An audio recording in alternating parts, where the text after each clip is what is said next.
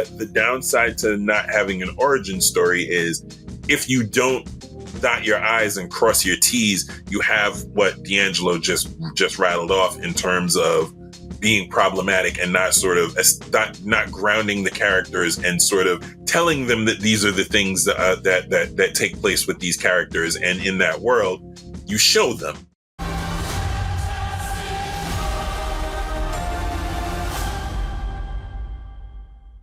Welcome everybody to Blerdlines. This is your man Cam. With me as always is the other Cam. Galactus did nothing.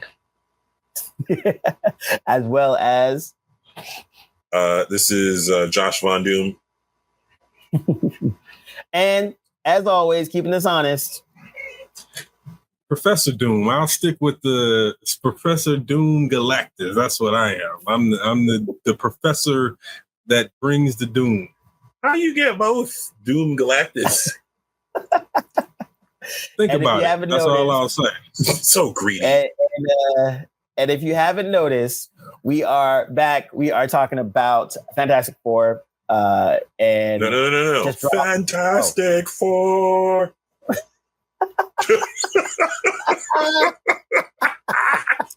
Leave it to Michael G. Jesus.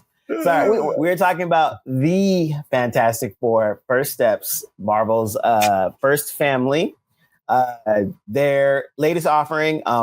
Fantastic Four is a very interesting ride to get here. Just to preface this before we even get into it.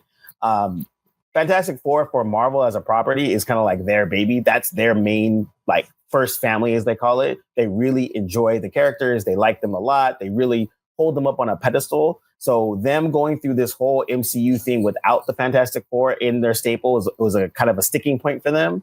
And then having lackluster movies over the years of, random Jessica Alba as Invisible Woman, Michael B. Jordan being a Human Torch in another movie. So this was their kind of you didn't like the Galactus cloud? Actually, you know what? Shout out to Lawrence Fishburne because Silver Surfer was pretty dope. That's the only thing I can say. I did like that.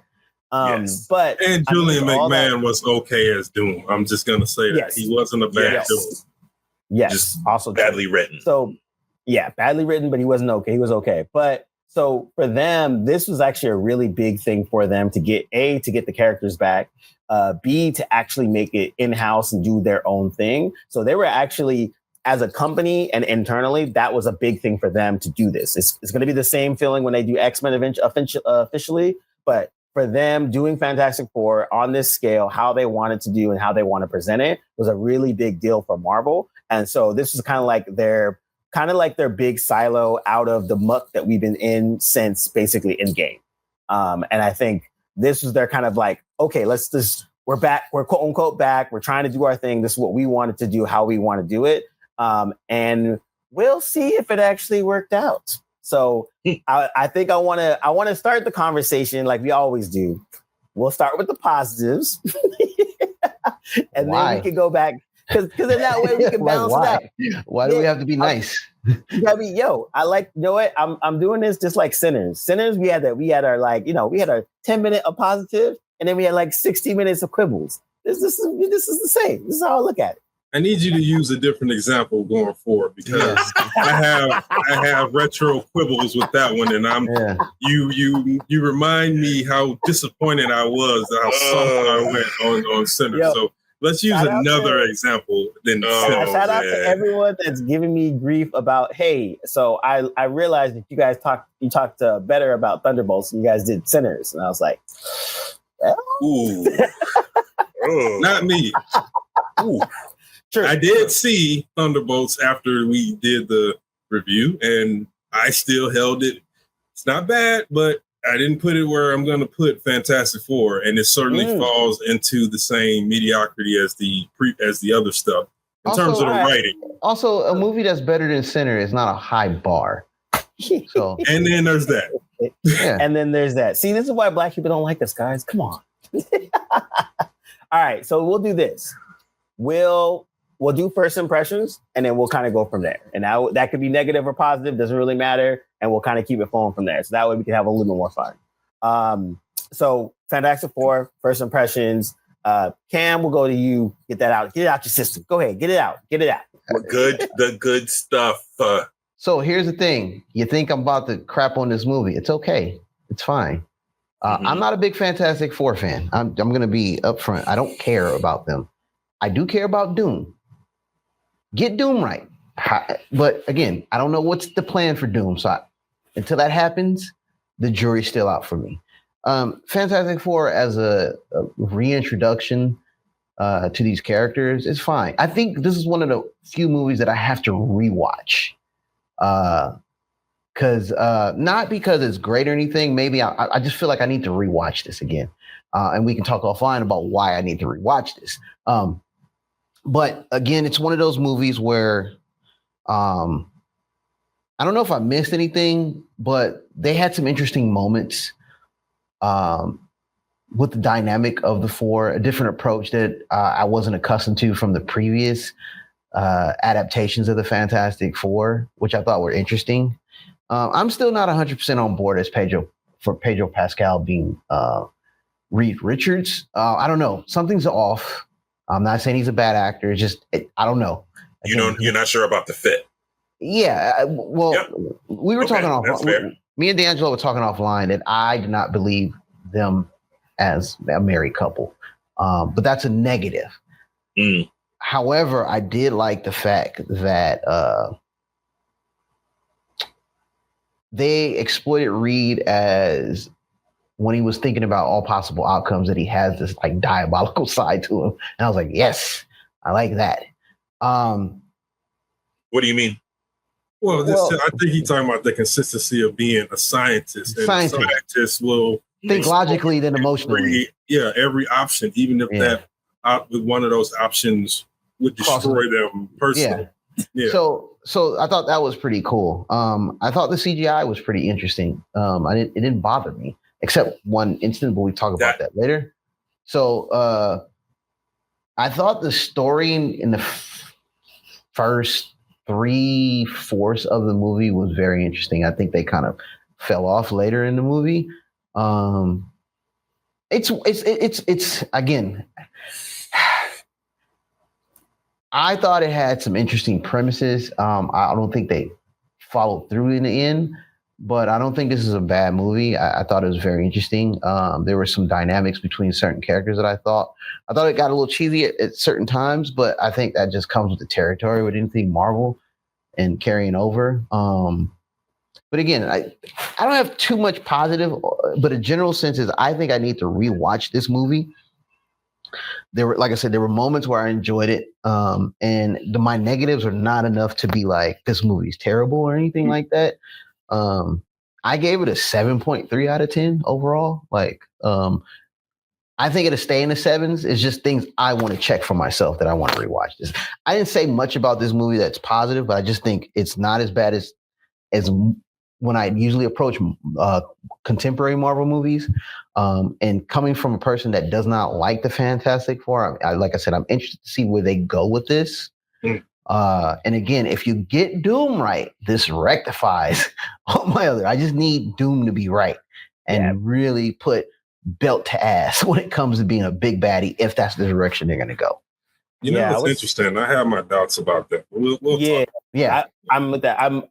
I'll go from the positives. I'll say I actually enjoyed the casting. I was curious to see how it worked, and seeing it play out was actually better than I thought. Pedro Pascal did a better job than I thought he was going to be. Not that I think he was going to be bad, but I was kind of like, oh, okay, this kind of works. And I'm 50-50 on Fantastic Four. I think Jonathan Hickman's run, he's a really prolific writer, kind of made Fantastic Four a little bit more of a thing for me than before. I thought it was always kind of hokey, a little corny. But they did an interesting job. I think I enjoyed the Thing. I enjoyed Human Torch. Their interaction was awesome. That was actually kind of fun.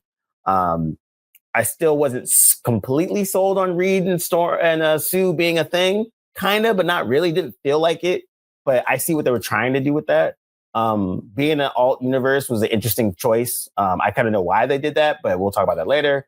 But like overall, like I thought, like they had fun with it, which is kind of cool. That was one thing I thought about this. Kind of like with Superman, it just felt fun. Like, oh, this is enjoyable. Mole Man was hilarious. That's the same cat that's in Cobra Kai as I think his name's like Shark something or whatever. That dude's hilarious. He's silly and stupid and just whatever's, but I enjoyed that character a lot. But yeah, I thought like from a lot of like technical stuff, like there's a lot of cool design choices that were cool. There's a lot of other things that are interesting. There's some really like wonky CGI stuff that we can talk about later. But like some of the stuff that was really good, like Galactus was a lot better looking than I thought he was going to be. I was actually super surprised. I did not expect him to be as cool as it looked. Like they did a really good job of trying to translate the big helmet head into live action. So I was surprised they did it in a good way. Silver Surfer didn't bother me as much as I thought it would. Not because of the character, but more just how they did it. And like, a lot of the fighting and like that kind of stuff. So they actually kind of executed a little bit better. But yeah, like overall, like kind of like what Cam said, like it was enjoyable. Like when I came out, I was like, oh, this is cool. Like, I didn't feel like, oh, this is horrible or, oh, this is amazing. It was just kind of like, oh, this is enjoyable. I didn't feel like it was a waste of time. And like, I enjoyed the experience of like watching it. Josh? So first off, I want to say that I think the thing that stuck out to me is they nailed the aesthetic of the Fantastic Four. I've been in and out with Fantastic Four since I was a kid. They can be really, really, really, really boring, or they can be really, really good when it's the characters moving through the plot and not the plot moving through the characters. Because at the end of the day, that's what you're kind of reading the Fantastic Four for as a comic. And I feel like they did a reasonable, above reasonable, I would even say, job of nailing that aesthetic, in terms of the choices that they have to make because of who they are and how they interact with the world around them. Like you guys, I didn't necessarily buy Reed and Vanessa Kirby and Pedro Pascal as husband and wife. It felt a little stilted. That said, and I'm a huge Vanessa Kirby fan, so I think it wasn't that either one of them were bad per se in their casting, so much as I think as a couple they didn't work for some reason. It didn't jump out at me. But again, we're doing positives. So, I think they nailed Ben. I think they nailed the individual characters. I think that's the thing that jumps out at me. They nailed the individual characters. Joseph Quinn as Johnny worked. Vanessa Kirby as Sue Storm on her own worked. Pedro, I don't know. Like there were parts where he worked, and there were parts where he didn't. I don't think it was all bad, but it was if you made me quantify, it was probably 60-40 leaning against. They nailed Ben. They nailed Galactus hard. They really did a good job overall. There were minor quibbles with how they personified him, so to say. Julia Garner as Silver Surfer. I thought that I was not going to like her as Silver Surfer. I'm not sure what it was. Like Cam, it wasn't necessarily that they gender swapped, because I mean, they've swapped all sorts of stuff in Marvel at this in the MCU at this point, and they've nailed it every single time. So I wasn't expecting to have minor quibbles with her as Silver Surfer, but she wound up working. Can I say something real quick? Just before she's played the Silver Surfer before. There's comic book versions of her. Yeah. So this is not like them. There's been a female Silver Surfer. Yes. Yeah. She was it in the comics. So that's what's the guy? That's Norrin Radd's girlfriend. Not in this continuity, because they don't make reference to it at all. But in the comics, in the comic book, she is Norrin Radd. She is the reason Norrin Radd becomes the Silver Surfer. Exactly. But she also was the herald of Galactus as well. At some point, Yep. Yes. So, not for many years though. I think that was like many years later. Her being But but she wound up working, and they gave her things to do, which I liked. it wasn't just, we're going to gender swap for gender swapping's sake. I think because this ends up being a different reality from the 616, which they established literally first frame of video, that this is the 828, that this is the 828 continuity. And shout out to Shackman for making it the 828. Can I ask a question? Which is Jack Kirby's birthday. So that was a good look. 828 Go ahead. In context of the MCU means what exactly? It's just nothing. It just means that it's honestly nothing. It's just yeah. Because they named it. Had they named it 828 as a tribute to Jack Kirby. No. I know all that. What I'm saying is, we're giving them credit for putting a card that says 828 when we've never distinguished. We've never distinguished at all any separate Earths and their existence in the MCU. At least not the numerical labeling of them.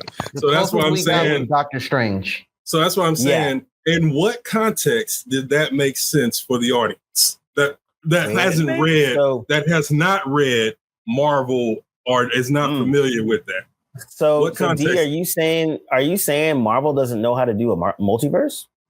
Stop. Yeah. Well, I will say that, and I've said it many times, but I interrupted Josh, so I'll let him finish. I was just curious about that because didn't they establish the numerical value for different? I feel like they did somewhere. Maybe if they did, maybe it could have been Multiverse of Madness. I could see them doing it there. Again, they don't give context. Is my point. And it hasn't been consistent. That's a fair statement. That's a go ahead, Josh, like I said, go ahead. Yeah. Love Ben. Ben was great. And then the world around each the sort of section of that world that each character inhabits. Reed has his head up his ass the entire all the time, every time. Johnny is I think they neutered Johnny a little bit much, but again, we're doing positives. Sorry. But they gave Johnny things to do. He wasn't just the devil may care, the devil may care, girl crazy, stunt guy from movies past. They gave him things to do. And Dee and I were talking about this earlier today. They really shine a light on the fact that he has a place amongst those people in the Fantastic Four, because at the end of the day, he is a scientist. He's not just some dummy, running around, chasing skirts and driving motorcycles through fiery hoops. Like he is a part of that team for a reason and not just for comic relief. Yeah, he ain't just hanging around his little sister, which is what Tim Story's films heavily made it seem like that. He's just Ben is the mechanic and engineer, and Reed is the genius and the pilot. Yeah, and the pilot, and Sue is a genius and in her own right, but Johnny is just a jocular idiot. That they fixed that in this. Yeah, they fixed that. Yeah, I agree. That was a good part. I think that it was one of those moments where it reminded me of in the comics before, like Spider-Man had gotten away from him being a scientist for a long time. And then there's a spot where it's like Spidey, the Fantastic Four, they're all talking about it. And Stark comes in, Reed and Stark and Pym are trying to figure out the problem. And then Spidey's like, oh yeah, the smart guys are over there. And Human Torch is like, dude, aren't you smart too? And Spidey's like, oh yeah, I guess I am. Yeah. And I like that they added. I was going to say, this falls along the line of Batman being the Dark Knight detective.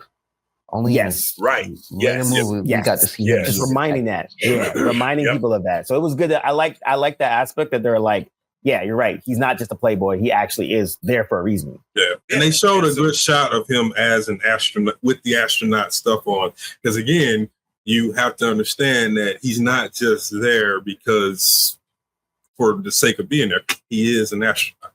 100%. Ben aside from being the pilot, he's also just a dude from Brooklyn, and they nailed that. He's walking around with the Brooklyn Dodgers hat. You had to have a shot of him in the trench coat with the shirt and tie and the vest and the hat. You had to have that, and Shackman didn't make it feel forced. threw that in, and it worked perfectly. What else? Yeah, and just the general Fantastic Four aesthetic in overarching. Galactus was dope. The character design was great. Ralph Ineson voiced the character perfectly. I thought it was fun. And people online are like, Galactus didn't do anything. Ugh. Galactus doesn't do things. Like hold on, stop. Galactus really just kind of hangs out, goes to a planet, eats it, moves on. There's not a lot. If you read Secret Wars, the original Secret Wars, he didn't do a damn thing for like 9 issues. That's Galactus's thing. He does not do a lot. He just decides, all right, you know what? This is the planet I'm going to eat. He assembles the machinery that he uses to consume planets. And he's kind of just either chilling on his little chair, or he's kind of standing with his arms sort of, cast outward so that he can absorb the energy. And then he's out. Galactus doesn't do a lot. Name one story that you read in any comic book where Galactus is like actively like doing stuff. He does not do that. So that's a hill I will die on with a machine gun in my arms, aimed at anybody who decides to say different. It's not accurate. So here's the Galactus does not do things. I'm not even going to talk about Galactus. I'm not going to talk about Galactus till we get to the negative part. The positive part I was going to say was that I didn't mind the Easter eggs in this. The little nuggets that they were dropping. I thought that was pretty cool. Usually I hate the Easter eggs.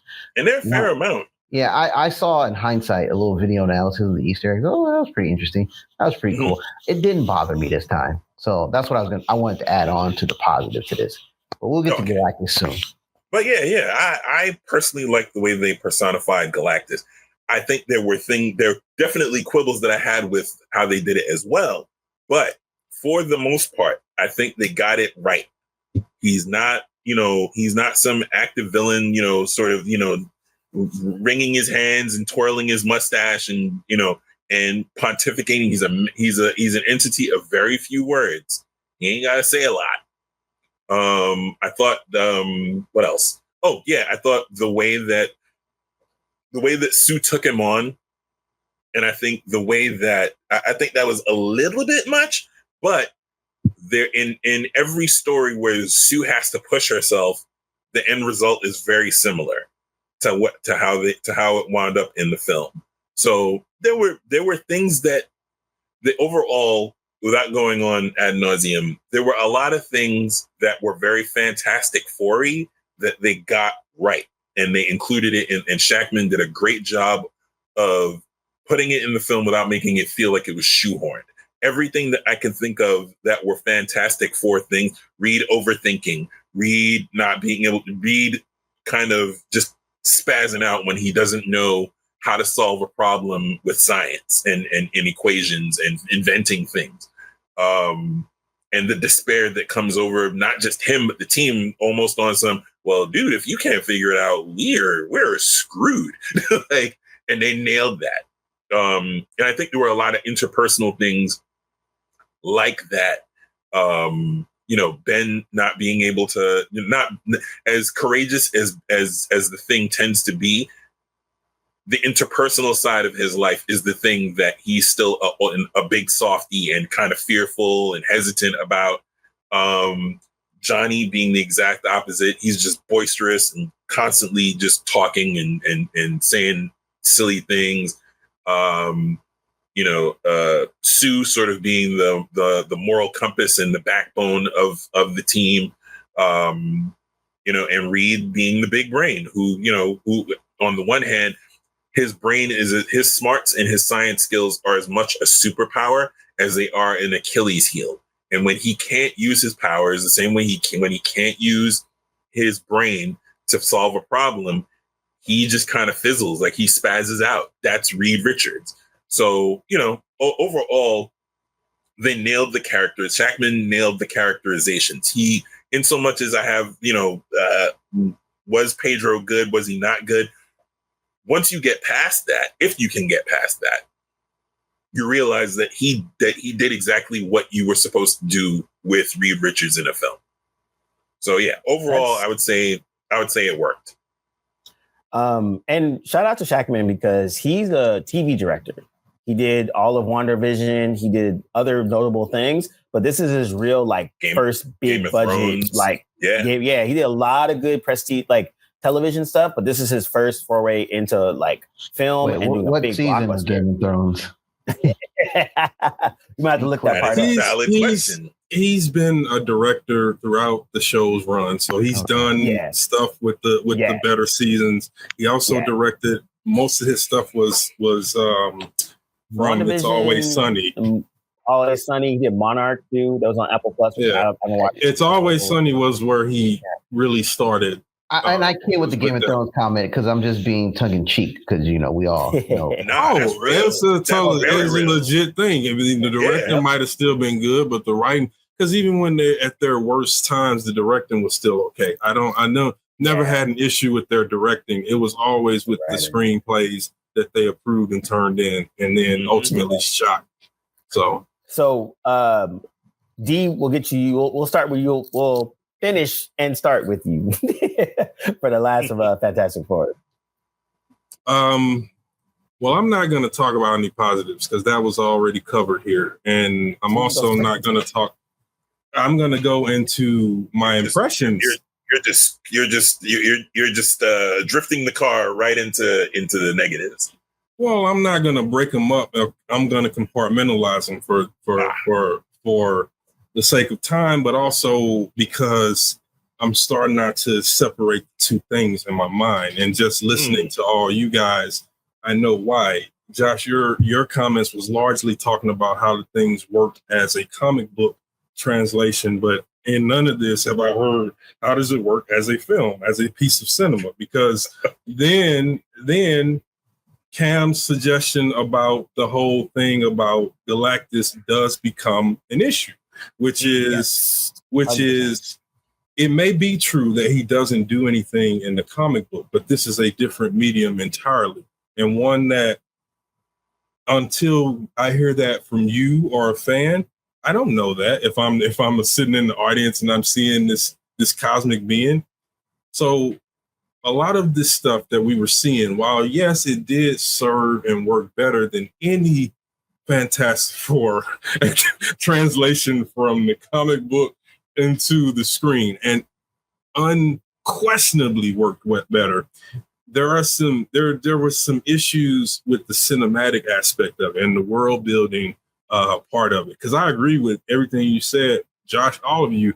The Galactus was a great design. It was amazing to look at that, even though I would have liked the scale to have been up a little bit more and possibly giving him more things to do that were cinematic, such as opposed to them pulling up on him and the ship is eating the planet. Why can't he just be popping out of the planet and consuming it that way?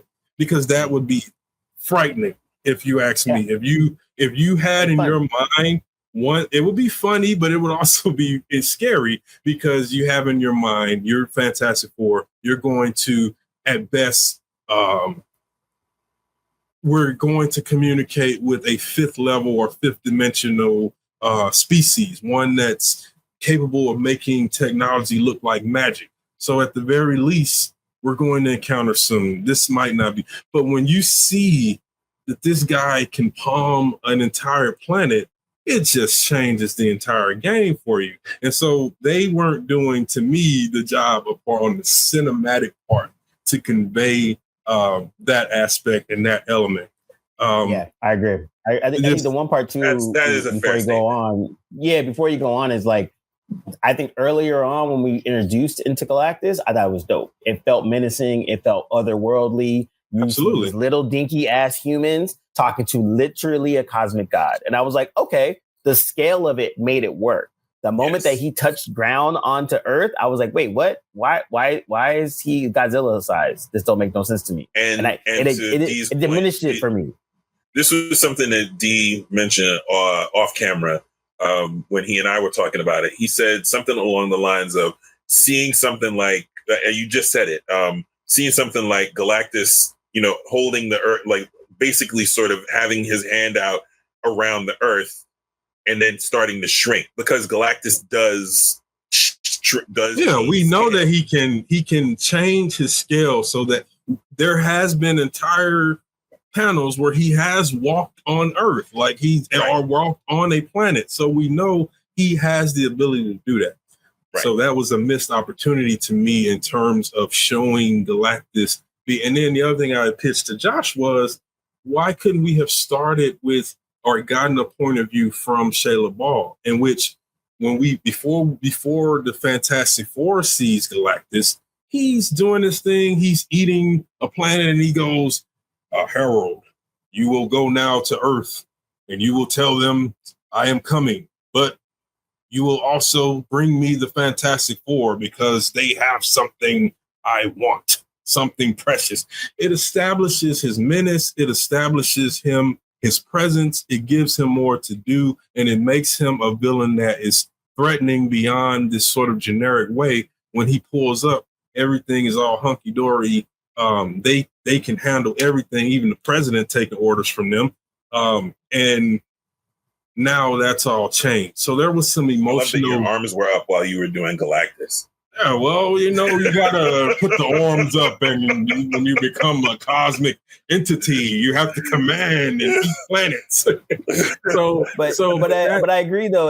It's one of those things where, like, I think again, Josh is correct. In the comics, Galactus usually just walks and stands around. Yeah, but absolutely. in a cinematic way, and that's why when we were first introduced to Galactus, that's the first thing I said. I was like, oh shit, this is dope.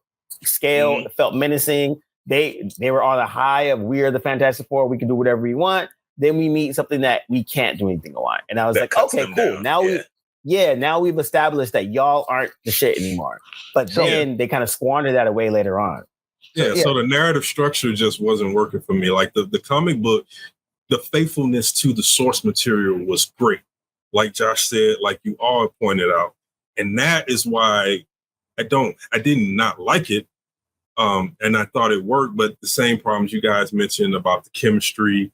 I thought that Ben and Johnny, neither of them ever came into their own, or we don't care about them outside of the context of the unit or the context of Sue and Reed, who had lots of development.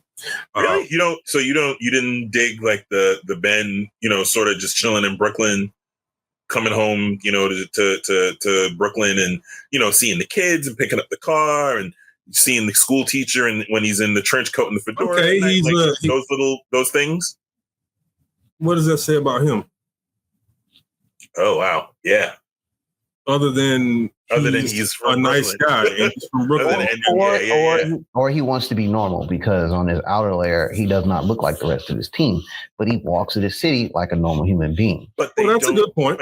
But they don't. But to Dee's point, playing devil's advocate, they don't show you there's a sadness about the character. Like he's pretty much accepted that, fine. that being rock guy is just, who I am and what I am. But there's no there's no moment where he sees the school teacher and he's like, man, I really wish, that had ended with her going out with a man. Yeah, there is a moment where she's coming out of her apartment building and he's kind of just standing there looking at her, but he's not pining. Like he's not like, oh man, No, he doesn't cry. He doesn't say anything. He's not squeezing something that shows that he's angry and crushing it to atoms and wishes that he could be with her. So yeah. So that's my thing. There's the emotional disconnect. You're right, Cam. I think that's the reason we see that, and that's what that says about him. But there is no emotional connection that allows him to stand on his own. That gives us the reason to want to see more from him. It's the same thing with Johnny. Why couldn't Johnny be out on a date with someone? Like he could have gone out with at least one girl and not have been shown as this womanizing asshole. Show them doing something that says that they fit in this world. That's why the phrase I used to Josh was weak world building. Because they they showed us all the montage and, they went into space and this happened to them and they came back and everybody crowned them the high kings and queen of the world. And, no setup that allows us to understand why the people would all of a sudden like that turn on them and want them to offer up their child as a blood sacrifice, or why they would choose not to do it. Yeah. We have to know those emotional connections because they strengthen the cinematic storytelling. Yeah, and a speech from Sue is the thing that sort of soothes the balm of all the people who are like, hey, why don't you give up your kid? It's for the planet, stupid lady. Yeah. You're selfish. You're all of these things. Yeah, and it just didn't hit right. I think that's the part that, like, especially for the, that was the one thing I would say from the older movies that he did good for Thing, right? They would do something like something would fall on the ground and he tried to pick it up, but he can't because his hands are too big. And he'd be sad about that. With the coin, it was a small thing. Super small thing, but that showed that he's not fitting in that where he's trying to, but he can't. Johnny, same thing, right? Can't find love, always da-da-da. So you're right. There was little parts in that as they established other things, there's parts in it they didn't establish for those two specifically. I did like one thing that they did, and I was just going to add this with Johnny. They kept doing this where they would mention, "Oh, he's a ladies' man," and then the camera would cut to him, and he would literally look like this. Like, I'm like, why has he got this face? If this is something that he knows about himself and everyone else knows that about him, why is this moment awkward? And then also, why is it often coming from his sister saying this stuff? Like, that's just awkward and weird. And so there was a lot of that. There was just a lot of disconnect with I think that's the problem that all of Marvel is having. James Gunn had a little bit with Superman, and that is the writing choices that are made to tell these stories. Sometimes they just don't establish enough, or they don't give enough context. And the expectation is that, yes, because these characters have been around for decades, these things. But if I'm approaching the storytelling, I'm always approaching it from the point of view of the audience members who have never picked up a book.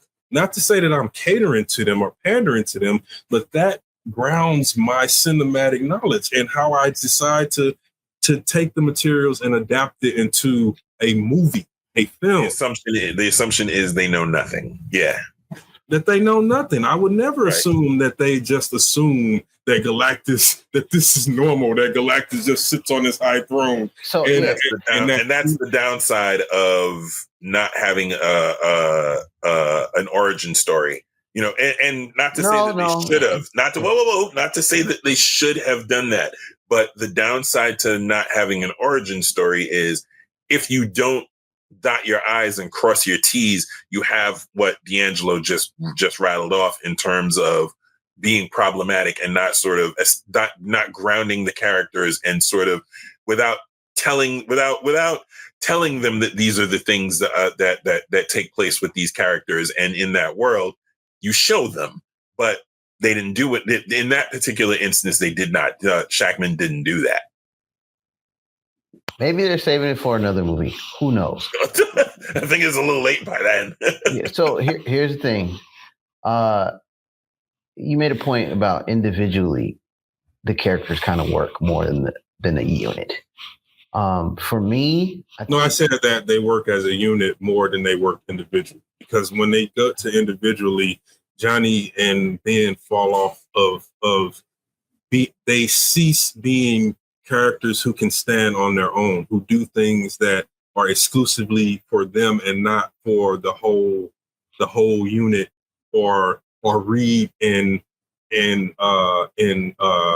Sue, which is why I didn't like Franklin's presence. And I knew that Franklin was included simply in their typical convoluted way to introduce mutants.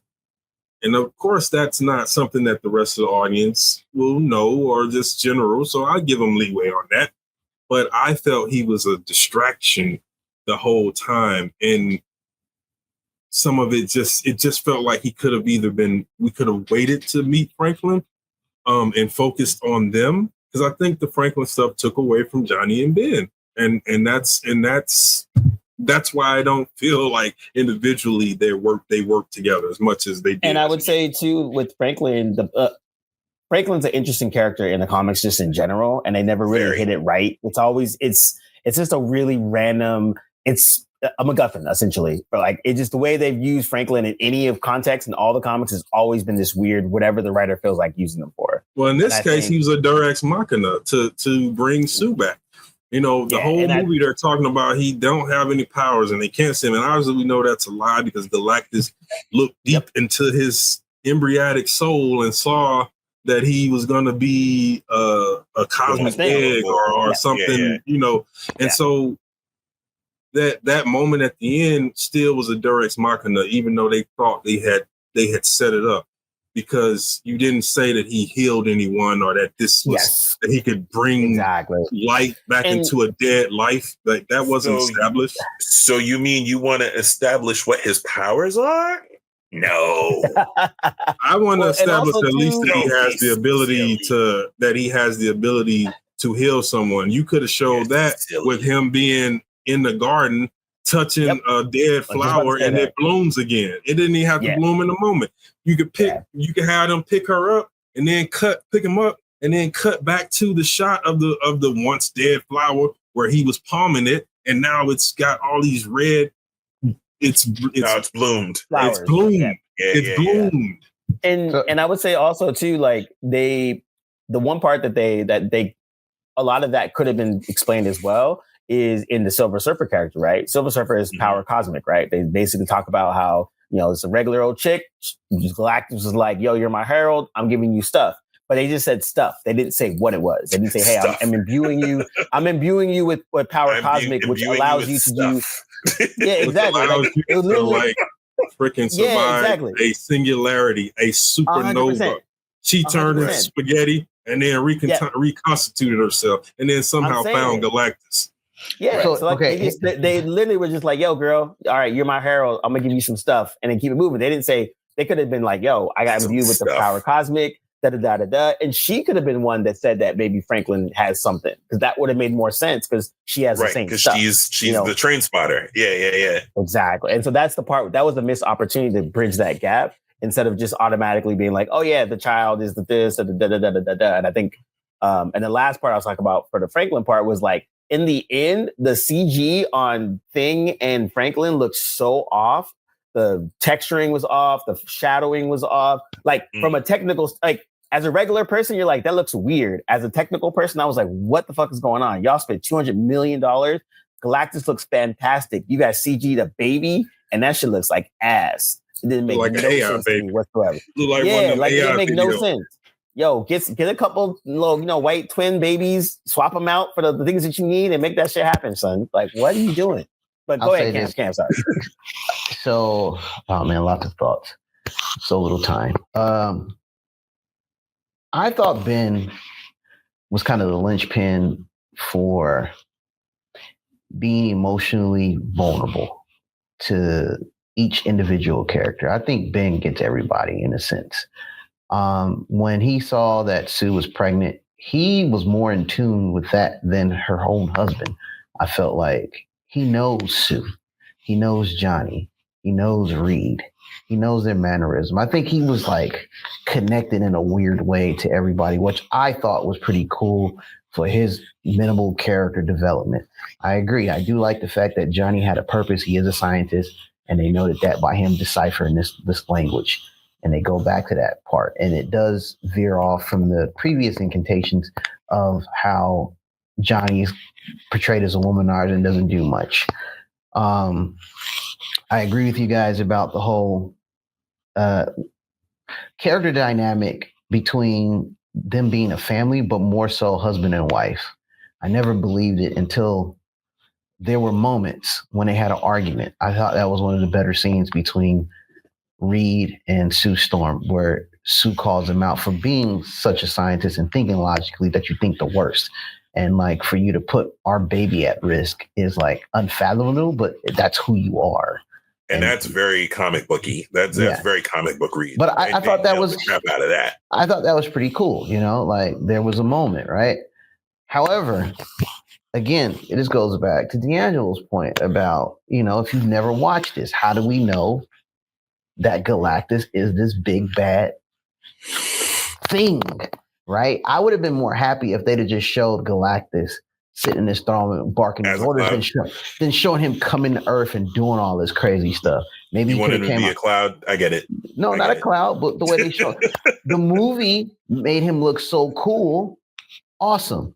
He did nothing interesting in that movie to me to personify this is Galactus and this is what we should be afraid of. Right. There was no setup for it. There was no you should fear him because aside from the fact that he eats planets, he's a universal constant or something like that. So yeah.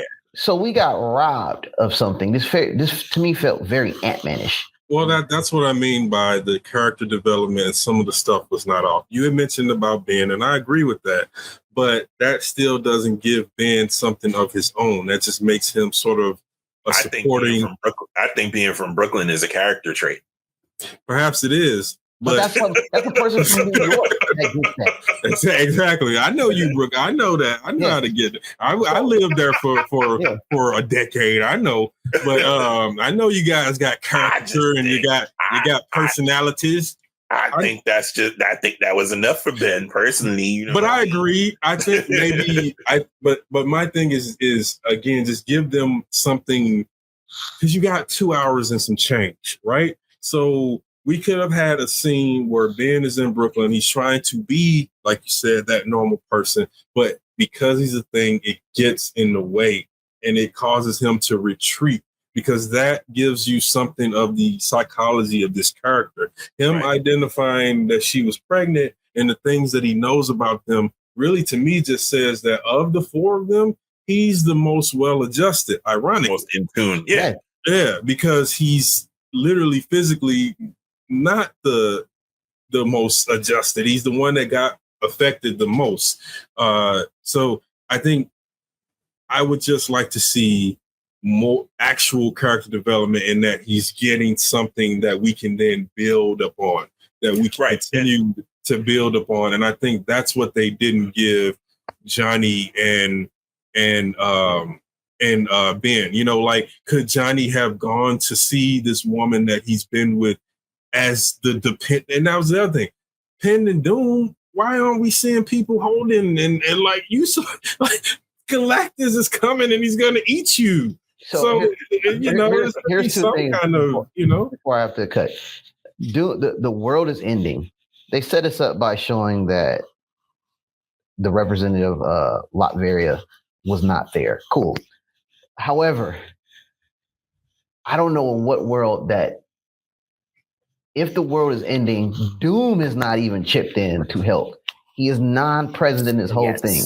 But also, that was a waste of. That was if that was Robert Downey Jr. in that costume at the end, that was a total waste of money and everything. Yes. So and here's my second point. Agreed. I would have had Galactus winning, destroying the planet. That was 100%. My money. My money was on that. My money was on. Yeah. They copped out the way that they teed it up, especially for the way that they teed up Thunderbolts.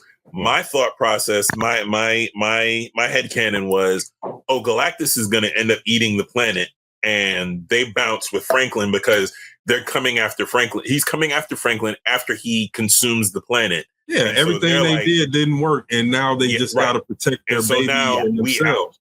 We out. You're not getting our kid, and you're not taking the planet and our kid. So we're out. Yeah. And one final thing I would say to get the 616 to get the duality of being a scientist and being pragmatic. Once the world is ending, and they already said we want to sacrifice your kid, that would have been the moment for them to switch into a whole different world and leave that planet for Yeah. That would have been.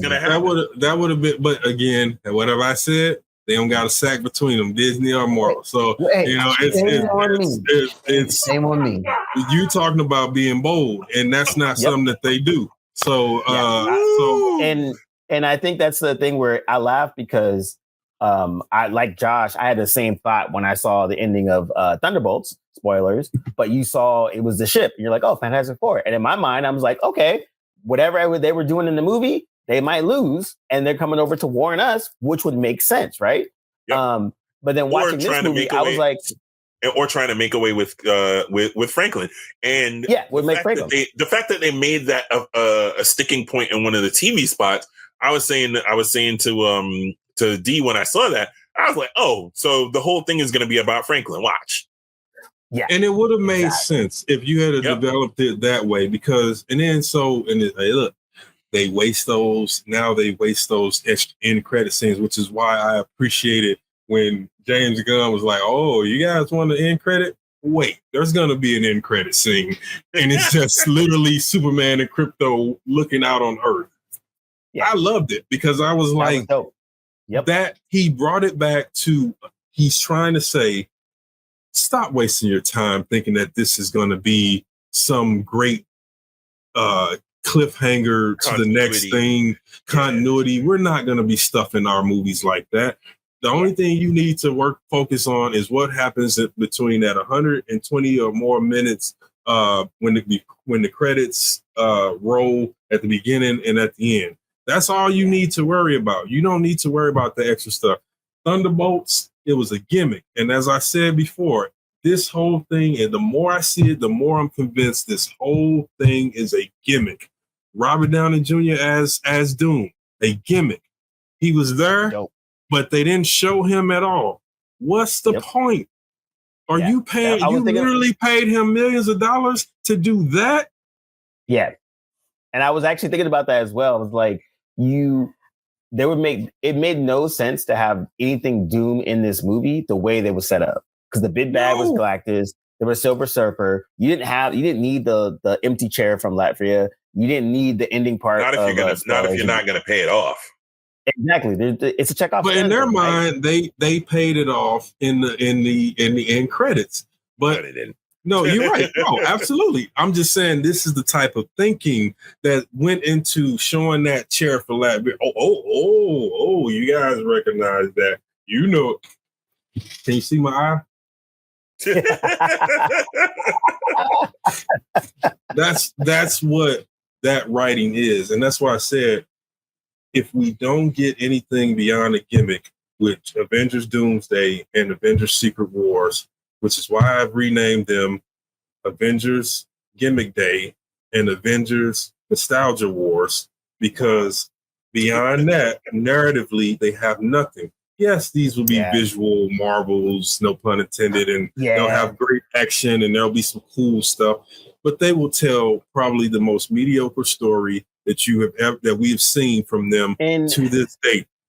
And I guarantee it at this point. Yeah, because we don't have a gun or a Whedon to sort of guide the story, to guide the overarching story. And I think I hope the RDJ thing is a gimmick and they just throw him for X amount of small time and then he pops away and goes something else. It's not going to happen, but you're right. But by watching Fantastic Four and kind of seeing it, because for me, the first 2/3 of the movie was pretty cool. First act was cool. Second act, establishing this stuff. Second act, we got some real danger. I felt some real tension, oh shit, I don't know how we're going to fix this. And I was like, okay, I like where they're going with this, because I fully expected them to lose. And so seeing Galactus, seeing the scale, finally getting them knocked off their high horse, coming back shook on some we didn't win yet. We're just trying to figure it out. That was dope. And then also the visual of her power, of Sue's power, when she did that, should have changed a little bit. The fact that it was the same visual the whole time is why people are like, well, how the hell did she pull that off? Because it didn't look like her power changed or it increased. We didn't see her she didn't elevate and start levitating. There was no rising of gravity. We didn't see any kind of indication other than it's kept widening that she was increasing her power. Yeah. And I think that's the part, even with her quote unquote dying, I didn't see why she died. It was just kind of no bloody nose, no red eye, no eye. Yep. Didn't she have a bloody nose? And she had She had some red eyes. I don't remember or anything. I know Jessica Alba's nose would bleed in that movie. And I thought, so again, this is what I was talking about. There was those movies, not great, but there were subtle things that showed the different levels. And I think for Sue, you saw some cool. I love the shot when they showed Sue and Reed looking at the baby, and she just just turned her belly invisible. That shit was dope. It just again showing another way of how her power probably works, right? The light spectrum. If she can manipulate and bend light, she can make you see her. It's not that she's physically invisible. She is manipulating the light spectrum. Exactly. She's bending light so that you cannot see her anymore, because we see on a specific spectrum, the most out of most animals on the planet. But at the same time, I like that they kind of kept that part of it. I also shout out to them for at least obeying some laws of physics of Johnny going into space and then his fire like going out like when he was fading out, as he started to flame out. He should have froze and he should have been gasping for breath. But we'll let that one slide. But at least they had took that part of physics of like fire is not in space. We all know, like we should all know this anyway. Wait a minute, except for in the Acolyte or from Star Wars. Remember there was a fire on the outside. Acolyte is fantasy. Star Wars is fantasy. Star Wars is fantasy. You're right. It is not. There's no fire in space. There's no fire. Yes. And no, the sun is not fire. Yes. For those of you who are thinking like, oh, well, what about the sun? It's not fire. Same with Johnny in Galactus's lair, essentially, and how his oxygen was going lower as he used more of his fire. I thought that was smart. At least you're establishing some rules. You're following those rules. Oxygen within the suit is your oxygen supply for fire. Exactly. So like you set some rules, you follow them. At least that aspect of it was good. I like that they kept with that. But yeah, you're right. I think overall, like there's this. I enjoyed the movie. I came out like, oh, this was cool. But then like going back to our critical eye, where you have, okay, what are we trying to say here as a movie and that kind of stuff? That's where it kind of like, for a lot of Marvel stuff, that third act, it kind of falls apart. But I think, from a design eye, oh man, I loved all the costuming. I love the era of the era bending stuff. 60 retro. I like that, you saw mostly white people, but then up close, you saw some black folks in there and some Asian folks, just to let you guys know there's more people there. Oh, and let's just be clear. The main one that we saw was like a maid type figure, an assistant.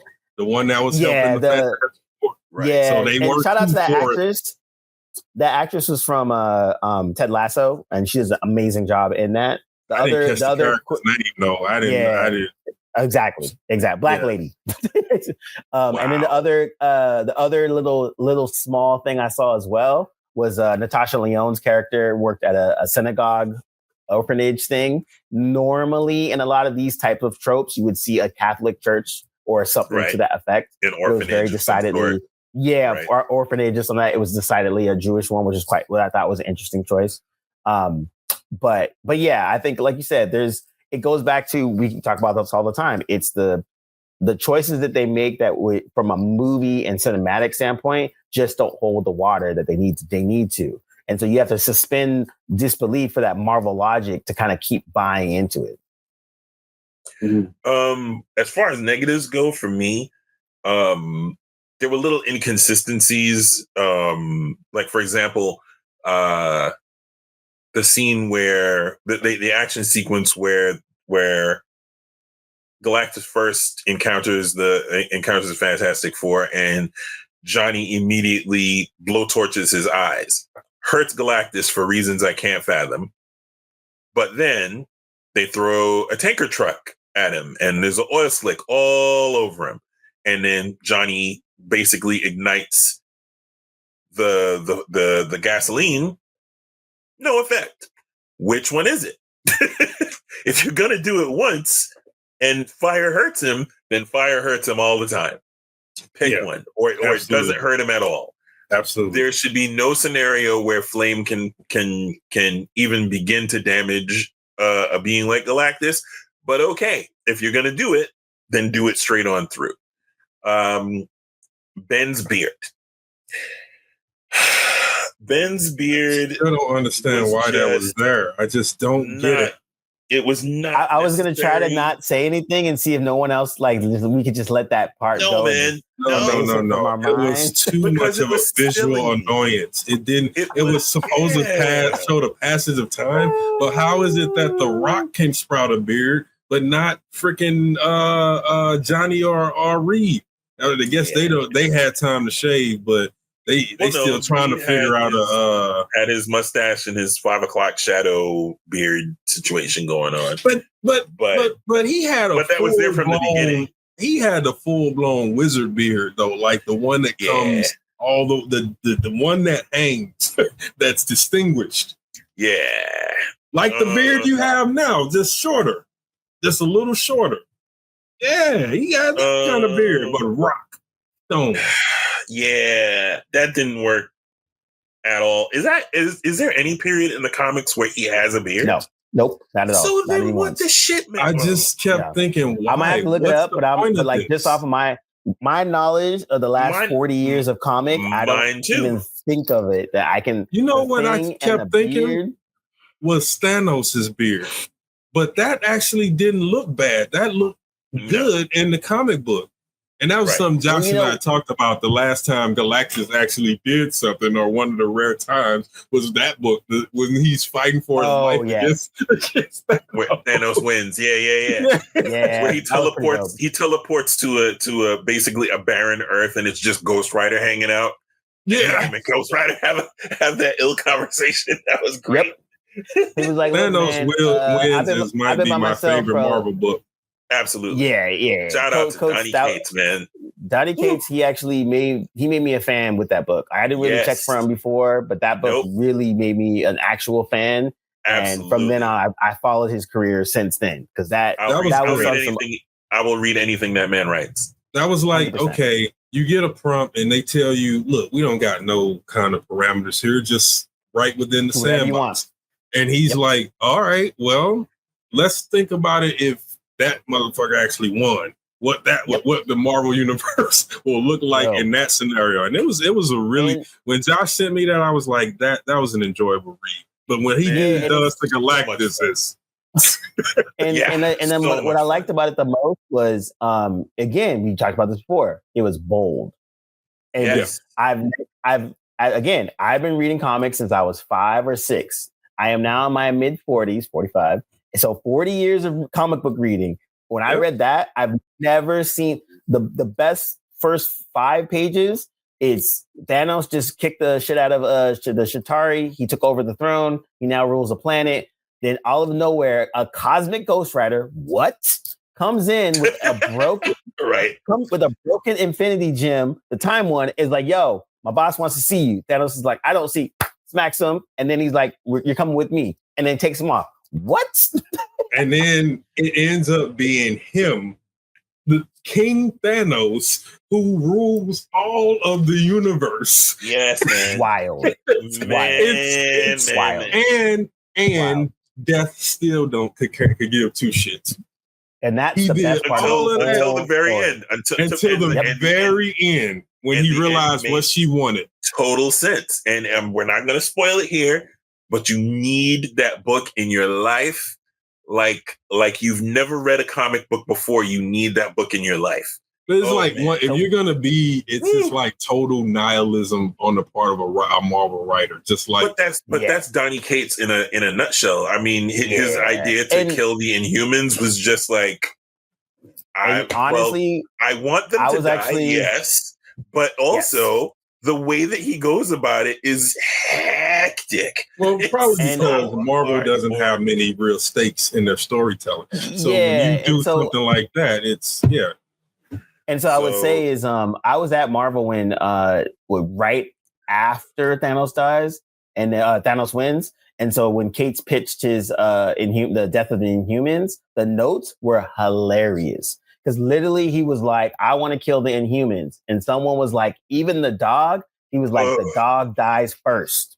That was it. That was literally a quote in the notes. They were like, the dog dies first. Lockjaw, Lockjaw is one of my favorite Marvel characters of all time for no reason other than Lockjaw is just awesome. He's just a lovable dog with superpowers. And and just it when Cam told me that was what before I read it, Cam told me this, and I was like, all right, I need a moment before I read this. Josh is like, don't tell me that. No. Yeah, like, and I'm not even like Not a hardcore dog lover like that, but I love Lockjaw. Lockjaw's always been great, man. And like, so wait, I remember asking Cam like 4 times. So wait. He kills Lockjaw, and Cam every time would be like, first to go. You have to remember that he's going first. Yeah, so you better get ready. You better get ready. As soon as you fill up the page and open up, he's going. God. I'm getting a headache just talking and it was about a good now. thing, and I liked it because it was again bold. And that's the thing I would think about. It has balls. It does it pushes the envelope and it takes the risks. Yes, and this is what we're missing in the MCU now is there's no boldness, and like even the last Kate's got to do Guardians of the Galaxy, and the premise was Thanos dies. So when he dies, he leaves a message to all his enemies. So all his enemies gather in one place for him to everybody can. It's the whole cosmic everybody from Silver Surfer, like Nova, Quasar, his brother Star Fox is there. All the Guardians of the Galaxy there. Everyone's there, and they play the message, and he's like, "Look, bitches, I'm about to come back. I'm not going to tell you how. Y'all gonna have to figure it out. But I'm coming back. I'm probably gonna clone myself and figure it out." And then goes away, and everyone was like, "Wait, what?" It's like, you thought I was dead. Exactly. And they break up into 3 factions. One faction was like, we have to figure this out and kill whatever is going to come back. One faction is like, wait, I think it's his underlings, the Black Order or whatever. They're just like, what? Thanos is coming back. We got to help him to get back. We have to find him. Yeah. And then the middle one is just like, okay, we have to just figure out what the hell is going on. But again, bold. That just initial premise makes you like, okay, I want to know what's going to happen. And I think it hooks you in. To bring it all the way back to Fantastic Four, that's what we're missing. And I think where they hit on parts where we were like, oh, this is cool, they just didn't have that boldness where like when I got to the end of the movie, it was just kind of like, yay, a fun episode. And to be fair, when the Fantastic Four meets Galactus back in the 60s, they beat him by the ultimate nullifier. It's just a random weapon that Reed thinks up and fixes, that's how they beat them. So there's not any good fanfare of how they beat him. Right. So with that being said, you could have been bold to figure it out. Like, I actually agree. I think if the movie would have ended with them losing, which kind of plays into our kind of like almost nihilism and negative, how we've been feeling a lot of this stuff. But no. I'm going to stop you there. Stakes. It creates stakes. Right. There's now something at stake. Well, that in general. Go ahead, Josh. Yeah, it creates tension. It creates stakes. It creates something's at risk. You know what I mean? Like, if he takes out the Earth, what's to stop him from taking out other Earths? Something like that. Something as simple as that. And that's what you have to do, and is establish those stakes early on. And that's what I was mentioning to Josh. Reed came to this decision about pushing him into another reality, which we know is their low-hanging way of trying to set up the stuff that we're going to see for Secret Wars and Doomsday, and how these guys now end up in the 616, whatever the normal continuity is. So we see that they're doing that to set it up. But I was saying to Josh, why couldn't there have been a moment in which first we see the egg experiment, and then they test it on something else, and it almost goes bad, and because of this, they get a glimpse into 616. You know what I mean? Like, to establish something a little bit more, because I'm not buying that you would be convinced that because you moved an egg from one space and time to the other, you teleport that you can now teleport the entire Earth to another dimension and not turn everybody into goulash. To be fair, Reed has that level of ego, which is the same as Stark, which is the same as Kim, which is the same as T'Challa. They all have that ego-ness of But again, you're right. They didn't what are we establish talking that part. about? We're talking about the comics, and I'm talking about trying to make it cinematic, right? Yeah. Exactly. And so that's what was missing. It was the cinematic. You're right. They all are arrogant. That's how you got an Ultron and all this stuff. That makes sense. Because I'm like, bro, you just tested it on the egg, and you sent the egg from one end of your desk to the other part of your lab. So now you're telling me that you safely believe that we can take the Earth and move it from this dimension to another dimension? What about the Earth that's already there? You know the laws of physics that two things can't occupy the same space at one time. So are we not going to just destroy both Earths in that sense? So you're saying that's not plausible? What I'm saying is, if it's theoretical. I'm saying that. But it's horribly theoretical, yeah, because like you say, the same object cannot occupy two objects that are the same cannot occupy the same space, right? And also, that's my. Before you go on, I would just like to say that thank you, Time Cop, for teaching me this as a young lad when I was young. And there's a lot of science stuff that really taught us. We didn't need to get it from the book. We had Time Cop and Terminator and all that stuff. Because Terminator taught us that hot tub time machine, don't forget that. We got all of these, and they all taught us, as we would learn, about how time travel actually could never work. But that's a whole nother story. They should have established it a little bit more. I felt that there was time wasted doing some of the things they did, instead of just saying, okay, this is the project that Reed is now working on, right? This is his golden egg. Transportation between universes, tapping into the multiverse itself. That should have been his focus when Galactus pulls up. Then when you get later him, ding, let's just send him to another dimension. Experiment. Yeah. Because here's the other thing. You move the Earth. I'm assuming you got coordinates. Where you going to move it? And you got to move it to a place with a yellow sun. Otherwise, everybody's going to die immediately. So, but you can't move it to 616, because guess what? The two Earths are going to do the dance macabre. And guess what's going to happen? Melancholia, bitches, is going to, the two planets are going to crash into each other eventually. So to that credit, in the comics, go back to the comics again, that's kind of like how the quote unquote Illuminati gets created. It's Reed, it's Xavier, it's Tony Stark, it's T'Challa. Captain America's in it until he sees what they're doing, and then they kick him out. Beast, and then and all of them, because this is what happens, right? They find out, Submariner. So what they find out is the realities are colliding. And so as the reality is colliding, like you said, two places can't be the same thing. So they're seeing two Earths come together, and they make the decision to be like, well, we're going to save ours over anyone else's. And so they destroy the other Earth. And then Captain America was like, yo, we just killed 1 billion people. And then all the smart people are like, I mean, so what was the alternative, Steve? Let 2 billion die? Yeah. So Xavier wipes his mind and he's out the Illuminati. But I like that at the very least, this group of cabal was kind of like, yeah, this shit sucks, but we want to survive. But and we want to live. We have the minds. If we have the minds to figure that shit out. The biological imperative. Boom. And so I think that at least in that, it showed that those characters were like, okay, we're not saying we're correct, but we're doing that for our survival. And at least they show the stakes. And I think going back to, bringing it back to Fantastic Four, it had stakes. When they meet Galactus, I felt it. I was like, shit. Y'all ain't gonna win. But there's a slowdown there. There's a slowdown there. Then they get back, and nobody has the seriousness of a cosmic entity is on its way to destroy all life. Right. There's no breakdown of society because the end of the world is nigh. Only thing we know is there's a Galactus cult, and I'm like, okay, I get that, but.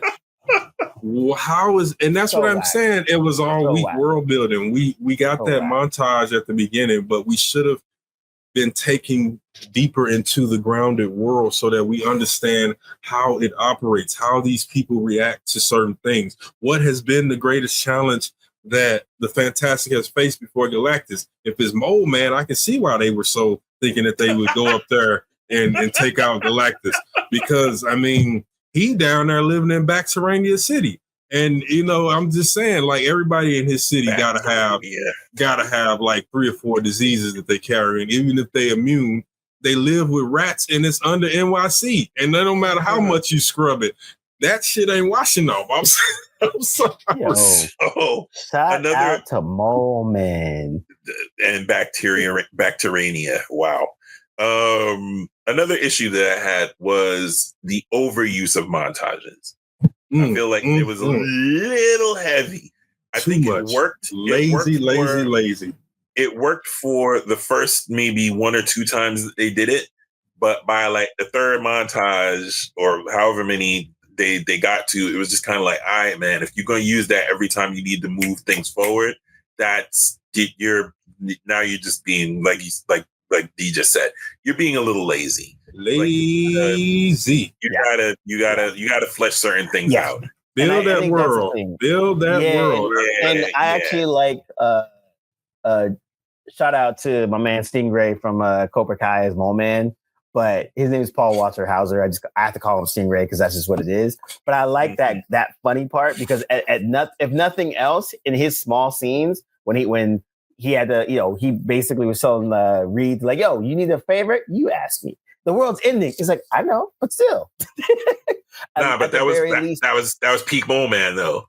I did like that. That is a character thing, but guess why it didn't pay off? Because how many times did we see them two in the scene interacting before that? Exactly. There you go. They didn't fight. You didn't get to see that.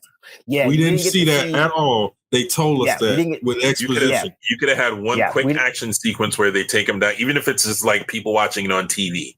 Just like we see at the beginning of Superman when he fights the fake Russian. It gives context to the world. Yeah. And I think it'll be interesting to watch it with people that don't have no context to Fantastic Four and see what they pull out of it. And I think that's what I'm looking forward to. Because I mean, like, say for instance, I watched Superman the second time with my mom, and she read comics when she was younger. She watches, comic book movies, not on a regular basis, but the things that she took away from it and things that she liked were the things that we had said. Like, there's just a fun, it had a good feel to it and all that kind of stuff. So I think Marvel did do a good job for the non-Marvel person that doesn't keep up with the things. They maybe watched a couple movies here and there. I would be very surprised if someone came in this. I've never watched a Marvel movie. That's damn near impossible at this point. But maybe very little, maybe like less than 5 movies or something like that. They would probably watch this and have a good time. And I think that's that one part. And I think that's the thing that they did a good job of at least doing it. And same with Superman. It established a good thing. If you heard of the character, you know of the character, you watch this, you're going to have a good time. And here's the reason why. And for both, if I may jump in for a second, with both of them, I think one of the big scores is you didn't have to have seen a DC or in this case a Marvel movie prior to this in order to understand what was going on. Like, you didn't need 20 years of MCU, carnal knowledge to be able to sit down, watch the movie, enjoy it, and just have it be what it was. And I think if Marvel gets back to that, in a long time. In a very long time. And we're not exaggerating. I'm talking probably the first time since Phase 1. Phase 2. Phase 2. I get Phase 2. Yeah. I would agree. I mean, I think you have... I would say since about Phase 2 that you can let me just watch the movie as is and enjoy it, because every other thing context before, context whatsoever. And like, I think that's a good point where for Fantastic Four does succeed in that part where it's, again, if you have no context of anything, you don't know who Fantastic Four is, you maybe watched a couple Marvel movies, but not anything crazy. You can watch this and still come out of it with feeling in a good space. I think that's a good achievable thing for them.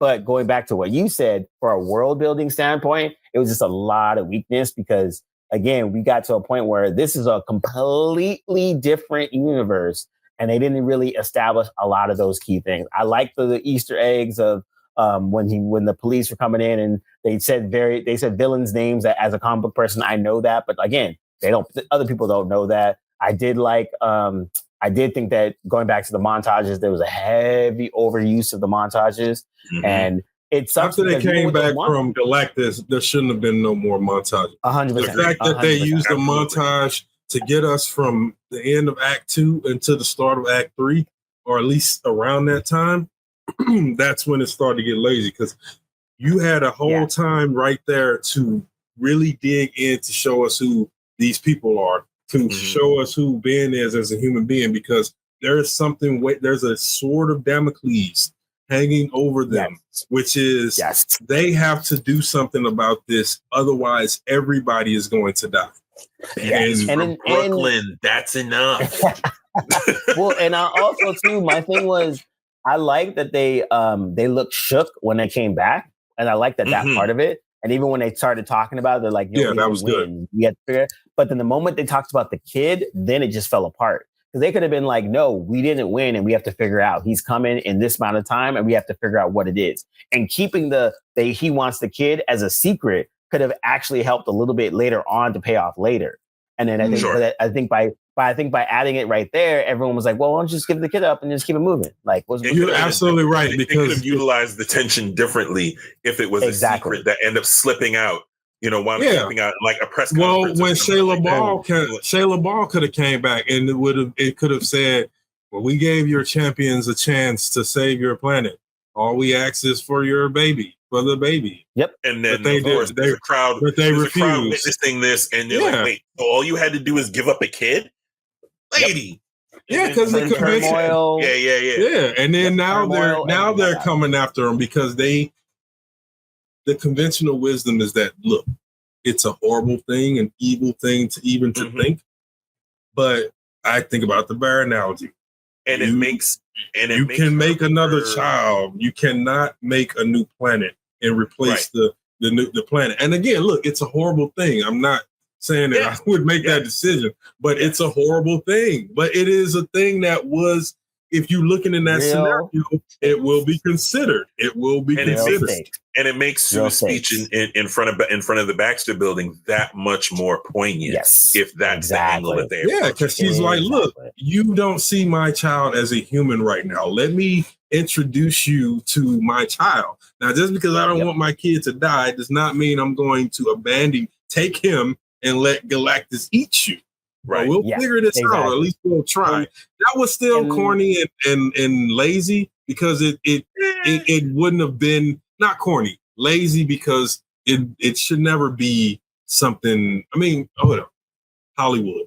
It's very Hollywood to have one speech turn the tide, turn the crowd, in that all of society, right? But it wasn't bad. I wanted to make to say that it worked. It worked. Say that it wasn't bad. It worked for what it was. And I was going to say the same thing, where if that was the case, that would have helped fuel what we talked about before, that they lose. Like, they could have been like, you know what? He wants the kid. They don't want, or he doesn't want Earth. We're going to leave Earth.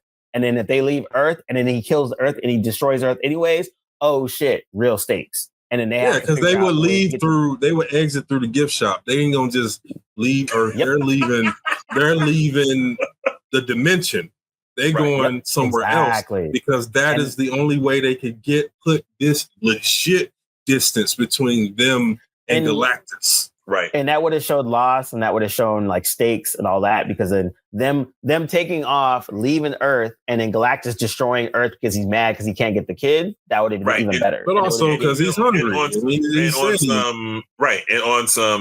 the gambit is, if we take Franklin and we leave not only Earth, not only, the solar system, but we leave this universe, we get a chance to, we're hoping that he'll just follow us, or at least it'll avert his attention away from Earth. And when it doesn't, that's the stake. Those are stakes. Because they could think that would work. That they would lead him on a chase. He would chase them, and they would exit into another dimension. Right. And as they turn him back, they realize he is not chasing them. And as you see that portal closing, all you see is Galactus doing this. Yeah. Like a nice juicy apple. He's not going to eat it like that. No, I know. I'm just saying that would have been a better. But then also to set that loss up, that's why I said the opening is a little wasted outside of that montage because it doesn't give you that stake. You throw a villain in there that is not corny, but somebody that they can defeat because it shows this is why the world trusts these guys, because they can come up against somebody who yields all this power and they can beat him. They can stop him. So there's a reason to believe that when they take flight and they go to space, that they can succeed until you learn that they can't. And that would have made all of that a lot more heavier when they come back and they realize we're punching not even in the same weight class, not even in the same arena. We're punching like our arms are not even too short to box with God. Our arms have been cut off and we cannot box with this dude at all. Can't do nothing. Right. Yes. And I think you didn't get that impression. And I think you could have shown that with Silver Surfer coming down and whooping all their asses, and in a short time, because in that way you can kind of make short work of them. And like, well, y'all should know and that if you can't handle me, you can't handle my boss. There's levels. There's levels to this, and it reminds me of an. Oh, go ahead, Karen. My bad. Well, I was going to say, for me, it reminds me of, and me again, go comics all the time, but and we were talking about Ironheart recently, but one of the cool parts for Ironheart's character, and this is the part that a lot of the newer characters of Marvel suffers from, they have no real villains. They have no real like arch nemesis. They usually have a B or C tier someone or whatever. Riri's character definitely suffers from this from a lot of her books. There's some cool things in there, but in general, she doesn't really have an actual arch nemesis or someone that does something that makes her completely change how she looks at things. So while she's on the team of the champions, it's basically the Marvel's Teen Titans, they fight Thanos. And Thanos is annoyed. He's like, first of all, children, why are you even talking to me? And he makes quick work of all of them. Riri comes up to him in her armor, like looks like kind of an Iron Man. And he literally makes fun of her. He's like, first of all, pretend Iron Man, why are you talking to me? Second of all, this suit is horrible. Shakes his hand and destroys the whole suit, throws it on the ground and be like, yo, come back to me when you're ready. And then leaves. But that gave that tension and that stake because that gave her the reason to make a new suit, to solve for a problem that's on a cosmic level, because all before that, after that, the threshold, she was only battling a bunch of C and B level people. She comes up to Thanos, who is literally a god, and he is like, "Why are you talking to me?" And I think there's no moment in Fantastic Four to kind of give that tier where even when Silver Surfer comes in, obviously Silver Surfer's a little bit better than them, but they don't show her being like massively different. Well, she's not. There's nothing that gives you that scale that you first get when they confront Galactus in the beginning. There's nothing that gives you that scale when he comes to Earth. I was telling Dee earlier today. I was like, the thing that comes to mind in terms of scale is when the Avengers take on Kang and Archangel's children, and a Celestial, and the gamut was to draw a Celestial to Earth and then use Thor's enchanted axe to take down the Celestial. And the Celestial shows up, and the Celestial's foot is the size of Earth.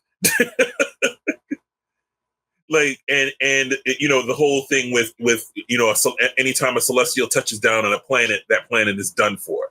And you see why. Like, if you stomp down on Earth with that size of foot, nothing's living. Nothing's going to survive. Just like one thing about Eternals, I'll give it credit for, is the idea that if Tiamat had been allowed to fully wake up and be born, the Earth would be no more. And that was the whole end. And the King of the Celestials knew that, and he just kept that information from the Eternals, that they were basically playing nursemaid or whatever to Tiamat, and once it was done, it was done. There will be no Earth after that. And just the sheer size of the little bit of Tiamat that emerges from Earth and becomes Tiamat Island, like that shows you alone. Whatever the hell they call it. Yeah. Something like that. It shows you, Exactly. it shows you just how big this dude was about to be when he emerged from the planet. And you see, not to mention they can siphon. There's no way that a planet survives that kind of an emergence. Not when his entire body has turned the tide for technology and advanced flight. Then you just don't there is nothing that scales higher than that in most fictional realms. That is the Valar of Lord of the Rings, of Tolkien's world. That is the Olympians of the Greek mythology. The Titans, you just don't get any greater or more grandiose than that. So, I think this was a good step in the direction going back to Fantastic Four. The things that I worry about are the first step, huh? Oh God, I can't believe I did that. Well, technically it wouldn't be a first step because this is their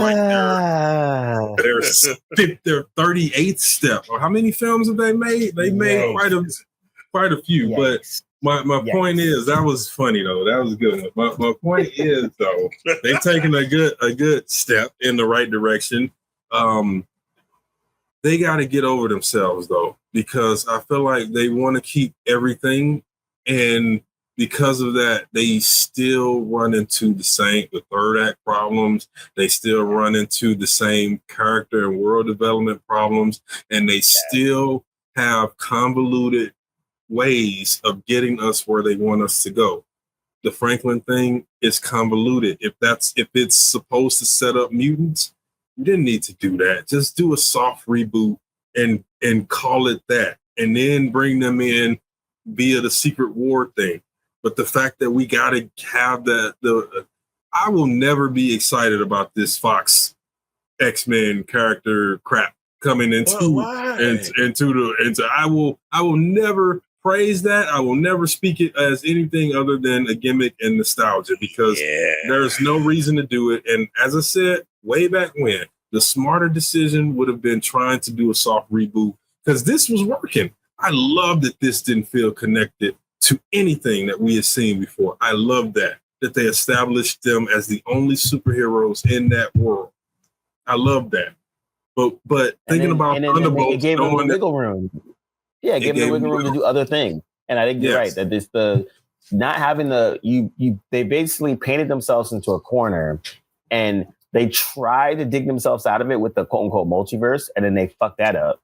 And so now, it at least Fantastic Four was in their own little situation so that they can have wiggle room to do stuff. But I think they've kind of, like you said, they painted themselves in the corner, and they don't know how to tell a fun story or even a coherent one that can add to the world building, but doesn't, like you said, it doesn't have to be connected to everything. Like it can be, but it doesn't need to be. It just becomes overstuffed and convoluted, and then it confuses the layman, the people who are not that familiar with the mythology, because they're thinking about previously established things only in the cinematic universe. And then you add some of this other stuff that doesn't necessarily line up, or it's connecting to something that was happening 15 and 10 and 5 years ago. It's rather than just 36 films back. That's too much. No, yeah. Rather than just start fresh, start over. It's working for DC. It's working, and they needed to do it. So to be fair, they didn't have a choice. But I'd be fine if they found an intelligent way to connect. There is no X-Men. Not at this point. I'm sure there. Well, no, not at this point. I guess. There might be. I'm joking. There could. I mean, the way that things are trending, but you can forecast pretty easily, and the way that things are trending, it probably isn't going to be satisfactory. Especially if they're finishing up their nostalgia tour with Fox actors and characters. It's there is no bigger X-Men fan that exists than me, and if there is, it's not healthy. That's hilarious.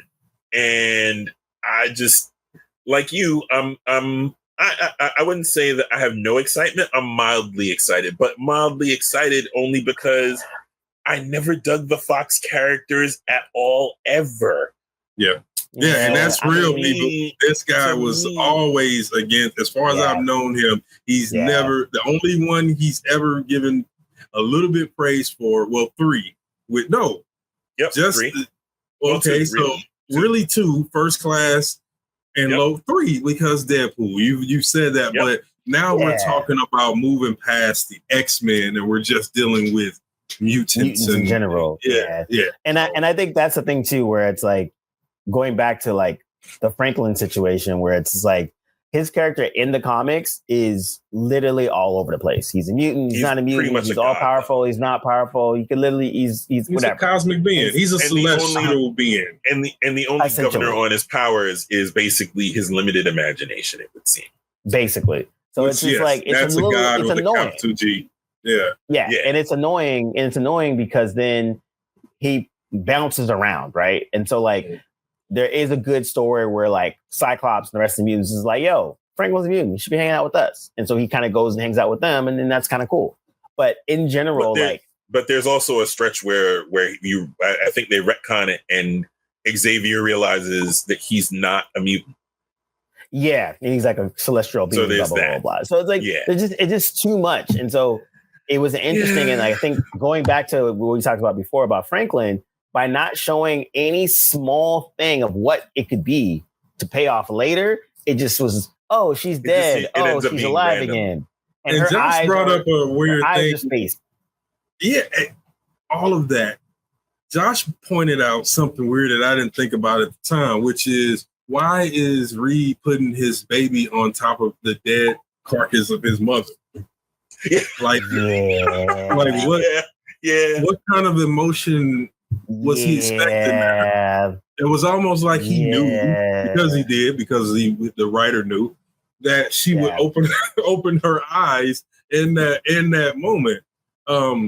And there was no visual effect to see. No visual effect. No energy coming from his hand. I was gonna say no change in his eye color, nothing. Yeah. So this is the part that I was gonna say too, is if you don't have your moment of, like you said, dead plant comes back alive, right? You don't have that moment. If we stay within the film, Galactus, scans him, says, "Oh, you're a little baby," and in the baby we see a CG situation of the embryo with the fucking like glowing power, whatever. That at the very least would give us something that, okay, this kid's a little bit different. If the kid was glowing through the whole movie, okay, we now know this kid is different. And so every time they not paying attention, there's a flicker in his eye or something like that. The fact that everybody hung everything, and I get it, it's Reed, but Reed was so adamant about it, and he didn't understand his testing method, so we couldn't say if he was making a mistake or not. We don't know how his stuff works. And I think the other thing too I was going to say is what I do like is, for folks like a Stark is another one, right? Stark hates magic. Why? Because it's fucking illogical and it just kind of does what it does. It doesn't have a rhyme and reason. And so, but he's established that that's what it is, right? And in this time, Reed doesn't know anything about cosmic nothing. So this is something that's completely unknown to him. And there's no way for him to start to know it. He doesn't even Silver Surfer guiding around on her surfboard is a weird thing. But then the way they're approaching it is like, oh, this really hot chick that's all silver is talking to us. Not like, wait a minute, there's an alien being that just came down to Earth and told us that they're about to destroy the whole world. So there's a lot of one that could breathe in the vacuum of space and move around in the vacuum of space like that. There's some things happening that the world isn't reacting to, and that's what makes it. And so this makes me give a little bit credit to Fantastic Four 2 back in the day with Silver Surfer, Rise of the Silver Surfer, because there's moments in there that these questions are answered, or at the very least, there's an option to listen to it. Because now,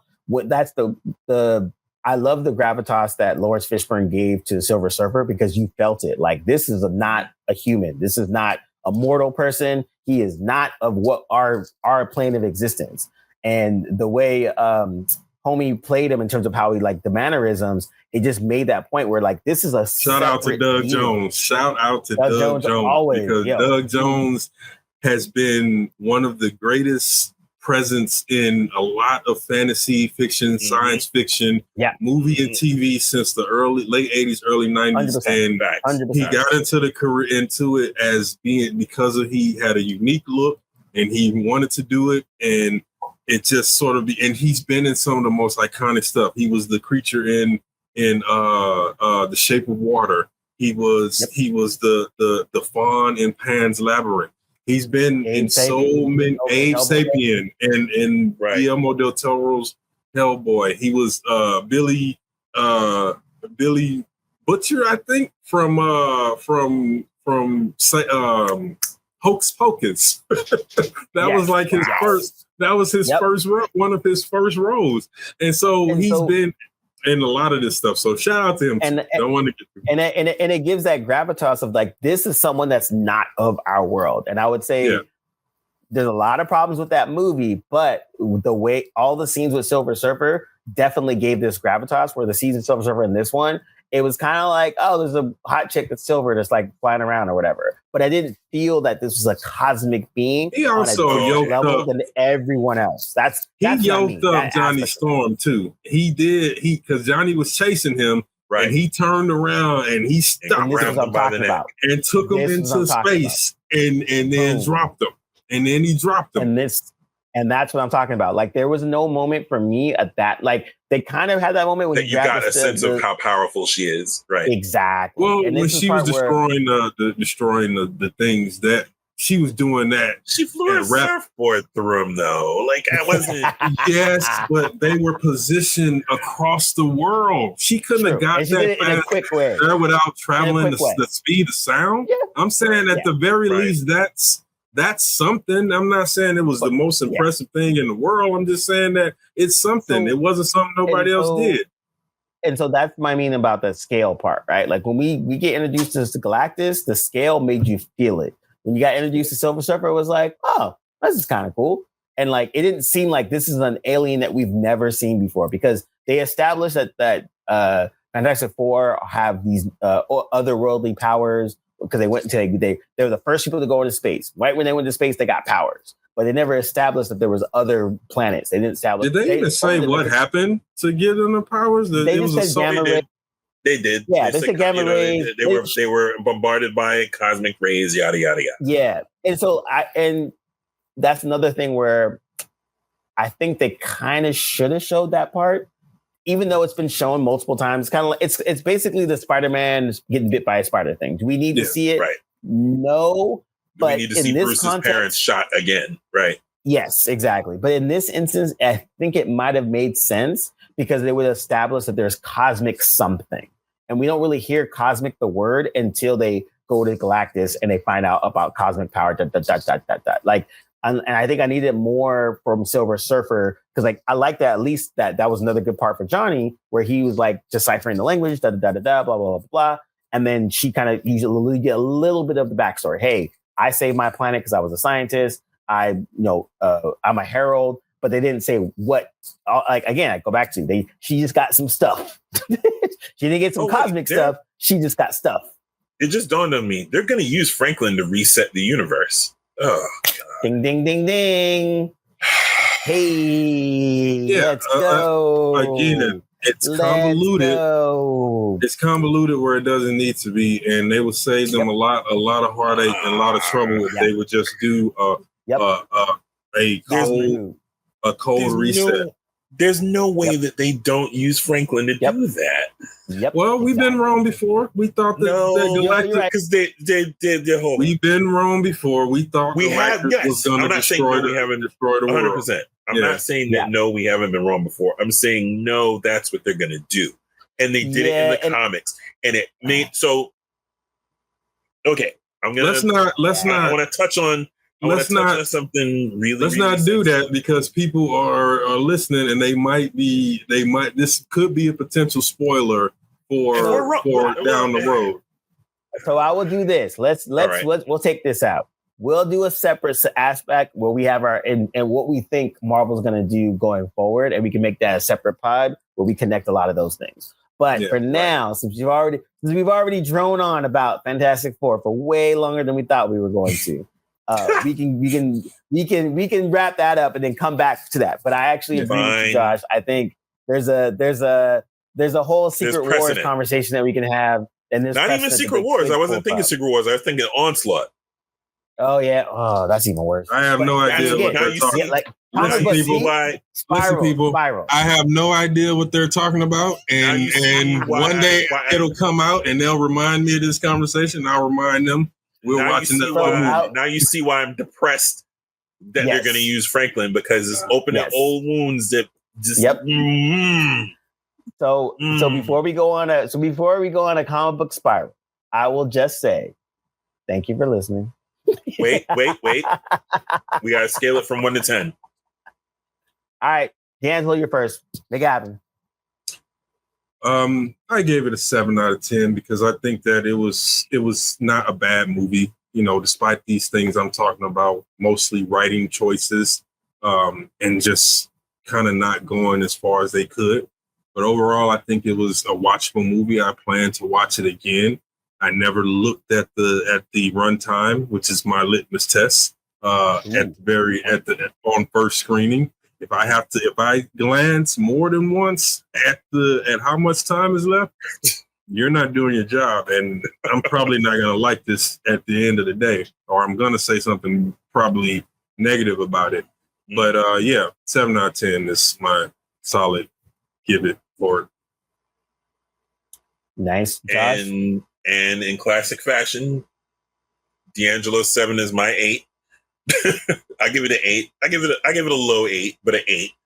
I think it did what it was supposed. I think it was, at the end of the day, quibbles or not, it was true to the essence of the characters in the comic book, for the most part, and that can't be understated. They didn't reinvent the wheel to the point where it didn't feel like you were watching a fantastic, it didn't feel like it didn't get reinvented to the point where you didn't feel like you were watching the Fantastic Four. The actors did better than well above passable jobs for the most part with their characters. And like I said, it felt like all of the classic Fantastic Four, like the tentpole Fantastic Four books and arcs that you're familiar with if you read the comics. It pretty much lands the plane on that particular note, and that is more than half the battle, in my opinion. Despite the quibbles that we had and wound up talking about for a whole hour. We did another Sinners. We talked about the positives for like a half an hour, and then spent an hour on the goddamn negatives. And honestly, I don't think it was the negatives. I think it was more just we could see the things that weren't completely working. Because I don't think there was some bad stuff, like you said, negative, Josh. But I think for the most part, it was just like legitimate things that they could have done differently, and probably would have worked a little bit more, and just elevated the film from a 7 on my part to at least a 7.5. Yeah, so I will actually give it a 7.5. Boy. And I give that I'm gonna give it a 7.5, and the reason why is because Galactus was awesome and looked amazing, and they did a way better job than I thought they were gonna do. It looked great from a design standpoint. Everything it wasn't a cloud. Aside from there, yep, it wasn't a cloud with one shot of the silhouette of his helmet. Yes. In the fire, in the flames. Yep. So that part was dope. It was really, really cool. I would say 7.5. I definitely want to see it again because I want to see some aspects of it. Yes. I give it a negative 0.5 because of the bad CG baby at the end. That shit just really annoyed me. I can't. It just annoyed me so much. Well, I took off a whole half point for the rock beard, so it would have been. It might have been 7.5. Hell yeah! But the rock beard, I knocked the whole half point just because at the end of the day, I could not answer the question why. Why is it on his face? I knocked off the whole point for the beard. It annoyed me so much. I'm texting D as I'm watching it. I'm like, oh God, the beard. Why is I had said to him before, I was like, the beard sucks. We get to the end, and he still got the beard. I'm like, yo, and I texted in all caps, why does he still have this stupid beard? I was hoping when Galactus threw him in space, it would have froze up really quick, and then when Johnny grabbed him, it would just cracked and just fell off, and that would have paid off having the beard. But so that was overall, clobbering time moment. I love that. Yeah. Clobbering time was good. And so again, is this enjoyable? Yes. Should you go watch it? Yes. Are you gonna have a good time? Yes. We are nerds. We like to quibble. That's what we like to do. And we dissect. And we dissect. So enjoy. Always go watch it first, and then come back to our quibbles. And that way you can kind of disagree with us or agree with this. Again, we still get Sinners heat, which is hilarious, by the way, because it just welcome it. But we welcome it so much more. But as always, thank you for listening. Like, subscribe, all the good things. And subscribe. You jerks. Tell a friend. Oh, side note, and comment. Tell an enemy. Yeah, leave a comment on the Spotify's and the YouTubes, especially if you don't like what we just said, because that always helps too. So we're gonna get better about talking about that earlier instead of the end. But if you got to this far, and do not pick a fight you cannot finish. So think about your comments before you comment to the professor. Okay, copy that. Yes, we will do some more. We'll definitely do a question and answer streaming at some point. We're working on that. But yeah, thanks for listening. Like I said, you got this far. You for some reason you still like us, so we appreciate that. And we out. Later. It's clobbering time. Say it, man.